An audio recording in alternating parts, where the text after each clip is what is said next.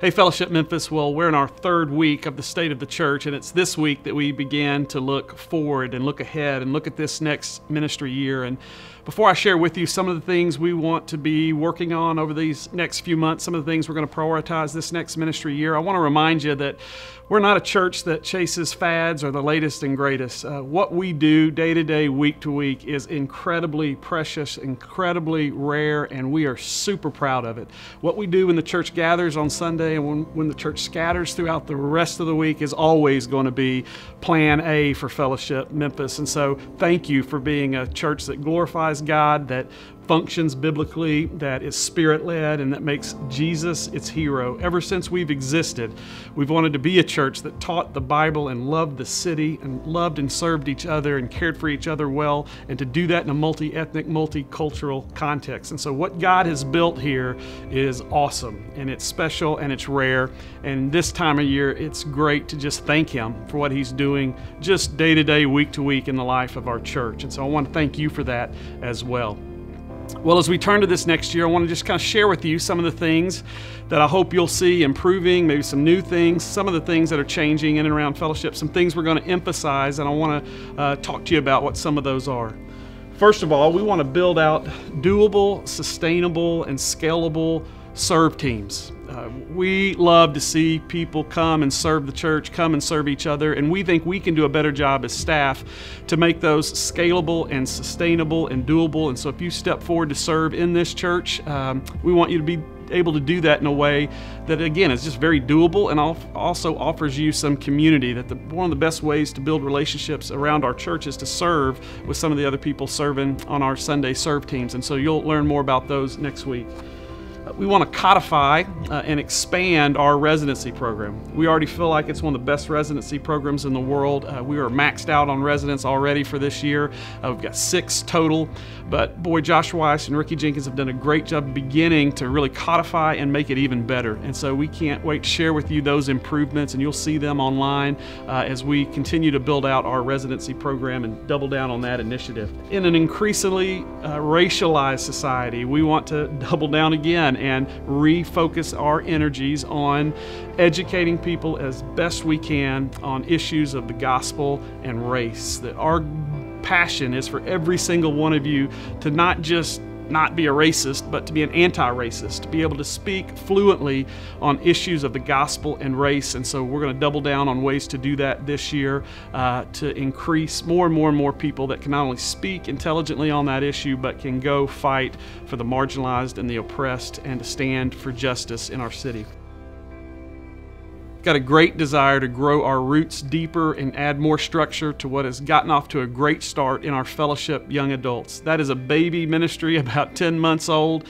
Had over 400 people take part in some piece of that over the last year, and now it's time to really kind of add structure to that. And so over this year, you'll see that begin to be rolled out in a more planned way.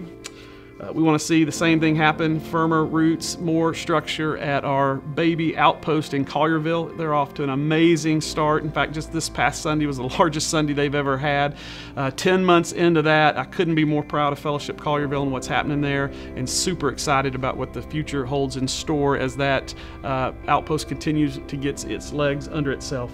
We're not just wanting to build some serve teams, we really want to build some strategic teams as well. And so you're going to be hearing more about us leaning into you to kind of come help us figure some things out here at Fellowship. We think it would just do nothing but serve our body well if we continue to decentralize and continue to get our very best leaders in and around our body working on our very biggest opportunities. So the one we want to tackle this year is a new ministry team that's a family ministry team, where we take a look at how we as a church can do the best possible job we can to come along parents with kids that are babies until they're 21 and launched, to say, hey, how can we as a church best serve you as a family? How can we as a church provide the best possible experiences and resources and mentorship for you as a family as you're raising your kids in some of the most vulnerable, challenging times of your life as a parent raising kids? And so I want that as well for my church, to help me raise my kids. And so we're going to assemble a team to help us figure that out. And I want us to be able to say this time next year that we're the best place we know that a young family could possibly come to help equip them to parent by God's grace to the best of their ability. Part of that as well is to continue to build on the great work of our fellowship student ministry team and go, what's the best next decade to reach our students? In a 4-outpost church with tons of students involved, over 70 schools represented, we want to kind of 2.0 that. But we're going to be asking you if you're a strategic thinker, if you're a leader, to jump on that team and help us put the microscope on that ministry and come along building on the shoulders of what's already been built and taking a hard look at that so that we can make the best decisions possible to do the best job possible with our 5th to 12th graders. We want to expand our elder board, adding to that team. We want to expand, like I said, new leadership teams that maybe oversee our Engage Fund, or at each outpost there's a leadership team. And so you're going to hear some meat put on that bone. That's going to be codified for you, but just to get you thinking, we're going to be asking again for your leadership, your strategic thinking, for you to weigh in on what we're doing well, what we're not doing well, what opportunities we can seize that we're not seizing. And so I can't wait to get those teams recruited and formed where they're making great input into almost every single area of our church. We want to greatly improve our membership process. We've already begun some of that work, but just to clear it up, to make it as clear as possible, how you join this church, why membership is important. We're going to do some work to help make sure everyone who takes steps toward membership in this church are as equipped as they can be, as fully informed as they can be about who we are and what we do and why we do what we do. God's already got his wind in our sails this summer. Over 100 people have joined, which is kind of crazy. That doesn't normally happen in the summer at churches. But we're excited that some of that has already begun to be helpful in that process, and we hope many more of you will jump in and join this family on mission, and that we'll have better tools and resources for you to be able to do that in a very helpful way. We've begun and will continue to improve our communication. It's kind of crazy when you think about it and look at the stats. Our app, it was opened over 30,000 times last year.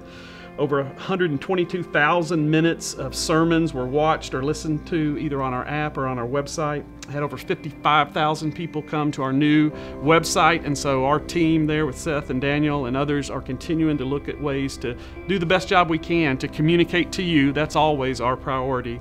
And if in a secondary way that can be a blessing to people outside of Memphis or in other churches or church plants that are following us and learning from us, we love to steward that influence as well. We want to continue to deliver the best possible fillet of God's Word each week in our pulpits as we possibly can. If the New Testament talks about going from milk to meat, we want to provide the best, most applicable sermons we can possibly give you each week from each pulpit. This next year, you already know we're in the book of Jonah. We're week 3 today. We'll finish it out next week.